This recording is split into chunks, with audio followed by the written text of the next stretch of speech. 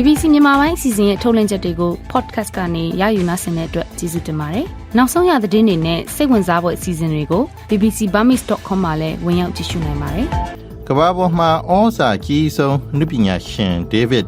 Hockney ကွယ်လွန်တဲ့အကြောင်းပြင်လူတဦးတယောက်အဖွဲ့အစည်းတစ်ခုရဲ့သုံးသက်ချက်เนาะလွတ်လပ်စွာပြောဆိုခွင့်အစရှိတာတွေကနိုင်ငံတော်လုံခြုံမှုပေါက်ကြားစေရဆိုတဲ့ဟာမျိုးနိုင်ငံတော်လှုပ်ဝက်အပ်လို့ဟာမျိုးနဲ့ဆွဲတယ်ဆိုတာမဖြစ်သင့်ဘူး ISP မြန်မာကဦးမင်းစင်ကိုတရုတ်နိုင်ငံကူမင်းမှာဖမ်းဆီးတဲ့အကြောင်းနဲ့ဝန်တင်ကတရုတ်စစ်ရုံမှာမြန်မာလူသမားတွေခေါင်းပုံဖြတ်ရိုက်နှက်ခံရတဲ့အကြောင်းတွေကိုတင်ဆက်ပေးဖို့ရှိပါတယ်။ဒီညအစီအစဉ်ကိုကျွန်တော်ဘိုကတင်ဆက်ပေးထားပါတယ်။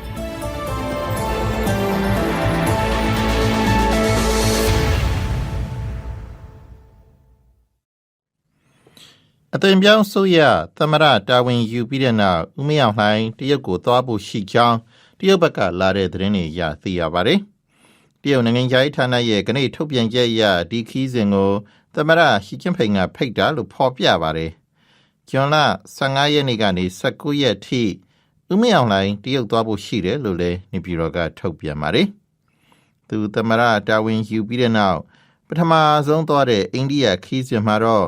ဝန်ကြီးချုပ်မိုဒီနဲ့တွေ့ဆုံပြီးကုန်သွယ်ရေးကိစ္စသုံးနိုင်ငံအဝေးပြေးလမ်းစီမံကိန်းစဖို့ပါဝင်နယ်စပ်လုံခြုံရေးတွေကိုပါဆွေးနွေးခဲ့ပါတယ်။မြောင်လိုင်ရဲ့အိန္ဒိယခီးစဉ်ပြီးပြီးချင်းမှာပဲနေပြည်တော်နိုင်ငံခြားရေးဝန်ကြီးဦးတင်မောင်ဆွေပေကျင်းကိုသွားပြီးတရုတ်နိုင်ငံခြားရေးဝန်ကြီးနဲ့တွေ့ဆုံခဲ့ပါတယ်။ကမ္ဘာပေါ်မှာဩဇာအကြီးဆုံးအနုပညာရှင်တယောက်ဖြစ်တဲ့ David Hockney အသက်88နှစ်အရွယ်မှာကွယ်လွန်သွားပါတယ်။အင်္ဂလန်မြောက်ပိုင်းမှာမွေးဖွားခဲ့တဲ့ Hockney ဟာ Pop နည်းပညာလှုပ်ရှားမှုမှာထင်ရှားသူတယောက်ဖြစ်ပေါ်ထွက်လာခဲ့ပြီးသူရေးတဲ့အလင်းဟင်းလင်းပြင်လိုင်းနဲ့ရဲရင်နဲ့ပုံဖော်မှုလက်ရာတွေကြောင့်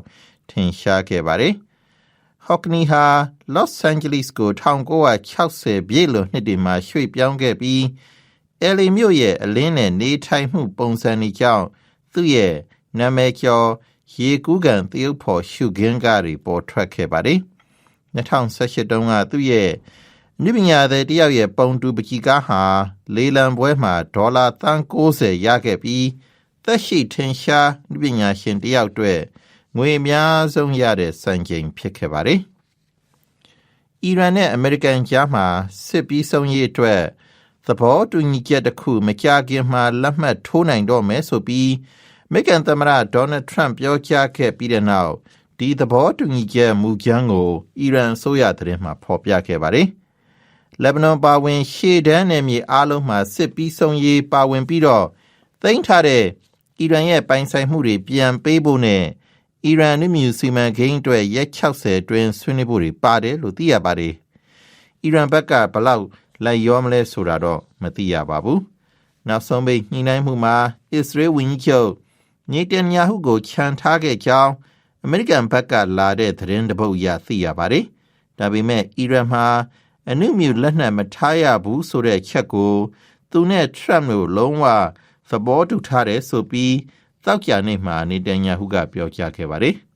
။အထောက်ထားမဲ့ရွှေ့ပြောင်းဝင်လာသူတွေရေးကြောင်းဆက်ဆံရေးမပြေမလည်ဖြစ်နေတဲ့အိန္ဒိယနဲ့ဘင်္ဂလားဒေ့ရှ်တို့နေချားလုံခြုံရေးစီဝေးကျင်းပခဲ့ပါတယ်။အိန္ဒိယအနောက်ဘင်္ဂလားပြည်နယ်အာဏာပိုင်တွေဟာရွှေ့ပြောင်းဝင်လာတဲ့လူထောင်ချီကိုမပြင်းမစင်ပဲဘင်္ဂလားဒေ့ရှ်တဲကိုမောင်းထုတ်ဖို့လုပ်တယ်ဆိုပြီးဘင်္ဂလားဒေ့ရှ်ကဆွဆွဲခဲ့ပါတယ်။အခုပူပေါင်းဆောင်ရွက်ရေးတွေပိုပြီးလှုပ်ဆောင်ကြဖို့နှစ်ဖက်လုံးကသဘောတူခဲ့ကြောင်းလည်းအစည်းအဝေးပြီးပူးတဲ့ကြီးညာချက်မှာပါရှိပါတယ်။ဟိန္ဒူမျိုးသားရေးပါတီ BJP အနောက်ဘင်္ဂလားမှာအရင်လကအာဏာရလာခဲ့ပြီးတဲ့နောက်ဘင်္ဂလီစကားပြောတဲ့မွတ်စလင်ရွှေ့ပြောင်းဝင်လာသူတွေကိုဖမ်းဆီးပြီးနှင်ထုတ်တာတွေကိုပြည်내ဝန်ကြီးချုပ်သစ်ကပို့တိုးပြီးလုပ်နေပါတယ်။ထိုင်းပြည်ရဲ့သမီးတော်ကြီးဘာချရာကတိယာဘာမဟီတော်မင်းသမီးသက်တော်48နှစ်အရွယ်မှာကံတော်ကုန်သွားခဲ့ပါတယ်။၃နှစ်ကျော်မေ့မျောနေပြီးတဲ့နောက်နှိပ်စက်ရောက်တာဖြစ်ပါတယ်။ပါမင်းသမီးလို့သိကြတဲ့သူကိုတန်တမန်အနေနဲ့ရောထင်ရှားတဲ့လူမှုရေးဆောင်ရွက်ချက်တွေကြောင့်မှအမှတ်ရချပါတယ်။ဩစတြီးယားဆလိုဗေးနီးယားနဲ့ဆလိုဗက်ကီးယားနိုင်ငံတွေဆိုင်ရာထိုင်းသံအမတ်ကြီးဖြစ်2012နဲ့2014ကြားမှာဘာချရာကတိယာဘာထမ်းဆောင်ခဲ့ပါတယ်။ဘယင်ဝချီယာလောင်ကွန်းရဲ့ထိမွေဆက်ခံခွင့်ရှိတဲ့သ သားတော်တပည့်တော်3ပါးတွေကတပါးလည်းဖြစ်ပါတယ်နိုင်ငံအဆင့်ပူဆွေးဝမ်းတဲ့ကာလကိုထိုင်းဆိုရကကြီးညာဖို့ရှိပါတယ်တရုတ်ရဲ့ညစ်ပတ်မှုနဲ့ကြုံရပေမဲ့ဖိလစ်ပိုင်ကာကွယ်ဝင်ကြီးကသူ့တပ်ဝင်ကိုဆက်ပြီးထမ်းဆောင်သွားမယ်ဆိုပြီးပြောကြားလိုက်ပါတယ်သူနဲ့သူ့မိသားစုကိုတရုတ်ဆိုရကမနေ့ကဓာတ်ခတ်ပိတ်ဆို့ခဲ့ပါတယ်ဖိလစ်ပိုင်စစ်တပ်ကလည်းဂီလ်ဘတ်တိုတက်ဒူရိုကိုထောက်ခံကြောင်းပြောကြားပြီးဒီလိုဗန်နာယင်းနဲ့ခီးသွွားပိတ်ဆို့မှုတွေလုပ်တာဟာမိတ်ဆွေမဆန်တဲ့လုပ်ရက်ဖြစ်ကြောင်းဖိလစ်ပိုင်နိုင်ငံရေးဌာနကပြောပါတယ်တရုတ်ချင်းချောက်မှုအန်ဒီယန်နဲ့ကျုံနေရကြောင်းတက်ဒူရိုပြောကြားခဲ့ပြီးတဲ့နောက်သူမှတ်ချက်မှားပြီးပေးခဲ့တယ်ဆိုပြီးတရုတ်ဘက်ကဆွဆွဲခဲ့ပါတယ်တော်ရရှိမြခင်ဗျာမြန်မာပြည်ပွားအမေရိကန်နိုင်ငံသား ISP မြန်မာအဖွဲ့ကိုဦးဆောင်သူဦးမင်းစင်ကိုတရုတ်အာဏာပိုင်တွေကတရုတ်နိုင်ငံကူမင်းမှာဖမ်းဆီးလိုက်ပြီးတရုတ်နိုင်ငံတော်လုံခြုံရေးကိုထိခိုက်စေတဲ့လှုပ်ရှားမှုတွေလုပ်ကြောင်းမတင်ကားလို့ဆိုပါတယ်အကြောင်းစုံကိုကိုရင်မောင်ကပြောပြပေးပါမယ်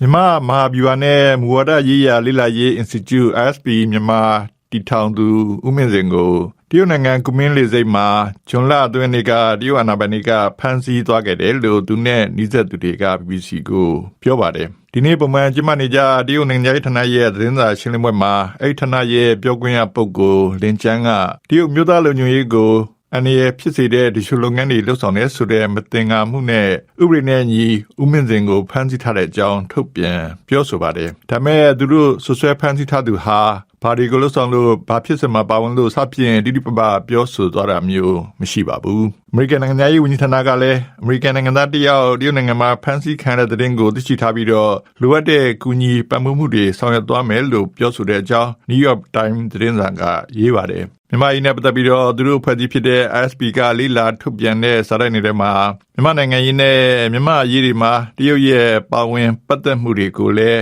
ဖော်ပြတာမျိုးရှိပါတယ်နိုင်ငံတော်လူမျိုးရေးပုံမှန်နဲ့တရုတ်ဆွေးရကဖမ်းဆီးတာဟာမဖြစ်တဲ့ကိစ္စလို့လူမျိုးရေးအရာအမည်မဖော်လို့တဲ့လူခွင့်ရေးလှုပ်ရှားတကြွသူအမျိုးသမီးတယောက်က BC ကိုပြောပါတယ်လူတဦးတယောက်အဖွဲ့အစည်းတစ်ခုရဲ့သုံးသက်ချက်เนาะလွတ်လပ်စွာပြောဆိုခွင့်အစရှိတာတွေကနိုင်ငံတော်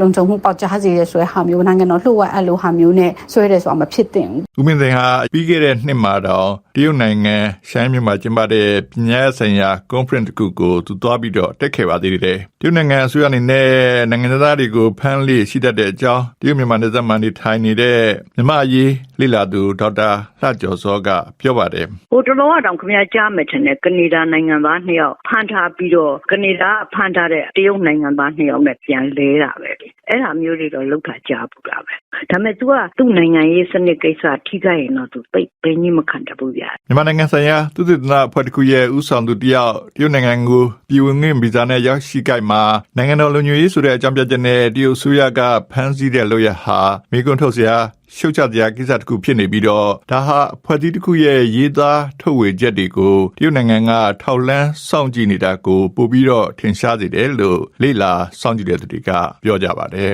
တော်ရရှိမြခင်တရုတ်နိုင်ငံဝန်တိန်ကတရုတ်ထဲကျုပ်စက်ရုံတစ်ခုမှာမြန်မာလူသမားတွေခေါင်းပုံဖြတ်ခံရရိုက်နှက်ခံရတာတွေရှိခဲ့ပါတယ်အဲ့ဒီဖြစ်စဉ်ဖြစ်ပွားပြီးတဲ့နောက်အနည်းဆုံးမြန်မာလူသား90လောက်ကိုတရုတ်ရဲကဖမ်းတယ်လို့အဲ့ဒီနေရာကလွတ်လာသူတချို့က BBC ကိုပြောပါတယ်ဒီကြောင့်မသိန်းတွေကပြောပြမှာပါတရုတ်နိုင်ငံဘက်ချမ်းဝန်တိန်မြို့ကအော်လန်လို့ခေါ်တဲ့စစ်ရုံတစ်ခုမှာမြန်မာဘက်ကအလုပ်သမားတွေလောက်ခလာစာခေါင်းပုံဖြတ်တာခံရတဲ့အပြင်စစ်ရုံဘက်ကရိုက်နှက်ချင်းချမှုတွေလည်းရှိခဲ့တယ်လို့ပြန်လည်လွတ်မြောက်လာသူတချို့က BBC ကိုပြောပါတယ်တလလုံးမှနိုင်ရက်မပေးပဲအချိန်ပိုတွေဆင်းခိုင်းတာစစ်ရုံထဲမှာမတရားမှုတွေကိုမခံမရနိုင်ဖြစ်လို့စစ်ရုံတွေကနေထွက်ပြေးဖို့ကြိုးစားကြတဲ့မြန်မာအမျိုးသားအလုပ်သမားတွေကိုစစ်ရုံလုံးချုံရေးတွေကတန်တုပ်တွေနဲ့လိုက်လံရိုက်နှက်ပြီးညှဉ်းပန်းနှိပ်စက်ခဲ့တဲ့ဖြစ်စဉ်တွေလည်းရှိခဲ့ဘူးတယ်လို့ဆိုပါတယ်ဒီစက်ရုံမှာရန်ကုန်မကွေးနဲ့စကိုင်းတို့ကနေလာရောက်အလုပ်လုပ်ကင်တဲ့မြန်မာအလုပ်သမား300ကနေ400ကြာလုပ်ကင်နေပြီးတရုတ်လူမျိုးအမှုဆောင်နဲ့ကြီးကြပ်ရေးမှု9ဦးပါဝင်တဲ့စီမံခန့်ခွဲမှုအဖွဲ့တွေကအုပ်ချုပ်နေတာလို့သိရပါတယ်ဖြစ်ခဲ့တဲ့ဖြစ်စဉ်တွေကိုအဲ့ဒီစက်ရုံကနေပြန်လည်လွတ်မြောက်လာသူတဦးပြောတာက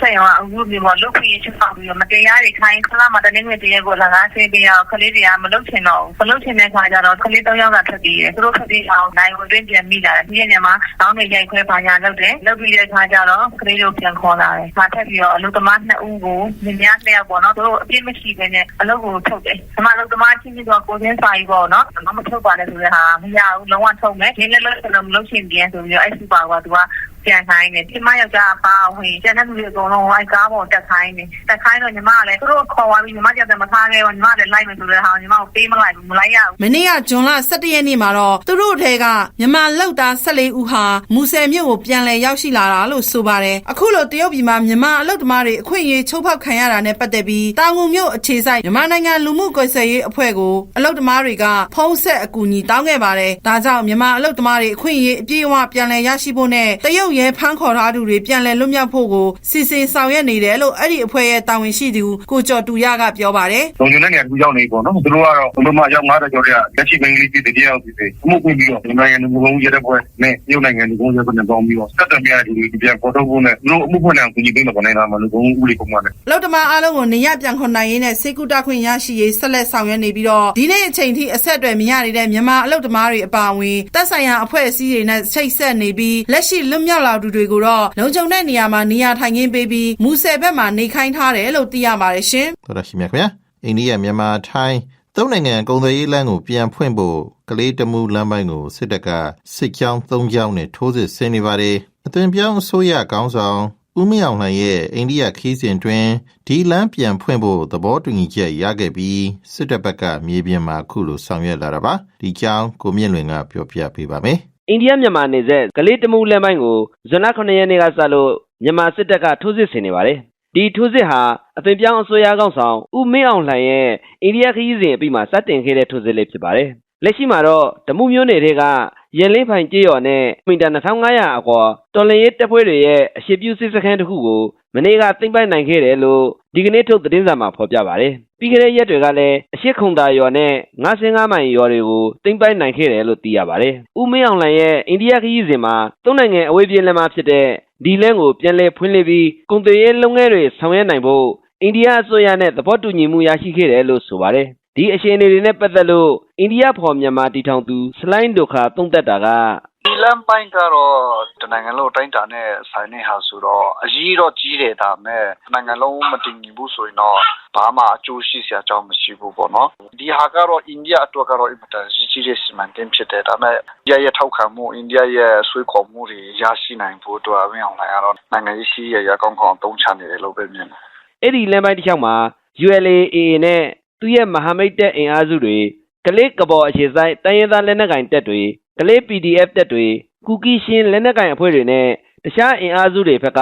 စစ်ရေးအခြေပြုလှုပ်ရှားနေတဲ့ဒေသလည်းဖြစ်ပါတယ်။ထိုင်းနိုင်ငံမဲဆောက်မြို့ကနေမြန်မာနိုင်ငံကိုဖျက်ပြီးအိန္ဒိယနိုင်ငံမိုရေးမြို့အထိဆက်သွယ်ထားတဲ့ဒီအဝေးပြေးလမ်းမကိုပြန်လည်ဖွင့်လှစ်နိုင်ခဲ့လို့ရှိရင်လက်ရှိအခြေအနေအရတကယ်ပဲကုန်သွယ်ရေးလုပ်ငန်းတွေစတင်နိုင်မှာပါလား။စစ်တပ်အနေနဲ့ဘာလို့ဒီလမ်းကိုဖွင့်လှစ်ဖို့အရေးတကြီးလိုလားနေတာပါလဲ။ဒီအကြောင်းကလေးဒေသခံတူပြောတာကလမ်းပိုင်းကတော့လေအေးပါတော့ဆိုဒီအိန္ဒိယကုန်သွယ်ရေးရောဒီတော့ဆိုတော့ပြည်နယ်တည်တည်လာကြည့်လိုက်ရှိခဲ့တယ်ကြီးလေဒီအဲ့လမ်းပိုင်းတို့ကထိတ်လို့မရတော့ဆိုတော့အဲ့ဒါအေးလေလို့ရှင်းနေမှာပေါ့တို့ထိတ်လို့ရင်ဒေတာတက်တော့သူတဲ့သူဘာမှမရှိနိုင်ပါဘူးတို့ထိတ်ချုပ်သွားရင်တော့မှတက်တဲ့ဖြစ်နေမှာဆိုတော့ပေါ်လိုမျိုးကြီးစင်ပြနေမတင်ပါဘူးနိုင်ငံရေးစီးပွားရေးအတိုင်းဝိုင်းတွေဘက်ကတော့ရှမ်းမြောက်ဒေသပြစ်ခတ်ရစေပြီးနေဆက်ကုန်သွယ်ရေးနဲ့မြန်မာနိုင်ငံရေးကိစ္စတွေမှာတရုတ်ရဲ့လွှမ်းမိုးမှုတွေကိုမြင့်သာထင်သာရှိလာတဲ့အတွက်အိန္ဒိယဘက်ကလည်းဒီစီမံကိန်းတွေကိုအပြိုင်အကောင်အထည်ဖော်ဖို့ကြိုးစားလာတာဖြစ်တယ်လို့သုံးသပ်ကြပါတယ်